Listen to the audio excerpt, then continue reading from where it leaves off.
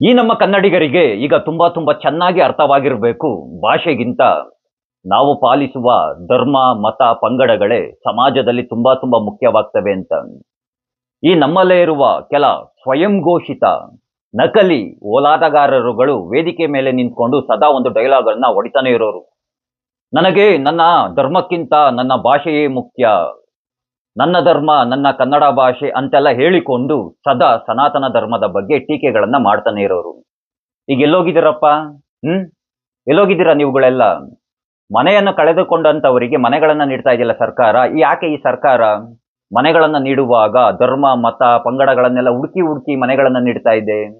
ಯಾಕೆ ಅಂತ ಯಾರಾದ್ರೂ ಹೇಳ್ತೀರಾ? ಯಾಕೆ ಅಂತಂದ್ರೆ ಸಮಾಜದಲ್ಲಿ ರಾಜಕಾರಣಿಗಳಿಗೆ ಹಾಗೆ ಎಲ್ಲರಿಗೂ ಬೇಕಾಗಿರುವಂತಹದ್ದು ಭಾಷೆಗಿಂತ ಅವರು ಪಾಲಿಸುವಂತಹ ಧರ್ಮ, ಮತ, ಪಂಗಡಗಳೇ ತುಂಬಾ ತುಂಬಾ ಮುಖ್ಯವಾಗ್ತದೆ. ಇದನ್ನೇ ನಾನು ತುಂಬಾ ತುಂಬಾ ವರ್ಷಗಳಿಂದ ಹೇಳ್ಕೊಂಡು ಬರ್ತಾ ಇರೋದು. ಇದನ್ನ ಅರ್ಥವನ್ನ ಮಾಡ್ಕೊಳ್ಳಿಲ್ಲ. ಈಗ ರಾಜಕಾರಣಿಗಳೇ ನಿಮ್ಗೆ ತುಂಬಾ ತುಂಬಾ ಚೆನ್ನಾಗಿ ಅರ್ಥವನ್ನ ಮಾಡಿಸ್ತಾ ಇದ್ದಾರೆ. ಈಗ್ಲಾದ್ರೂ ಅರ್ಥವಾಗುತ್ತೆ ನಿಮ್ಗೆಲ್ಲ.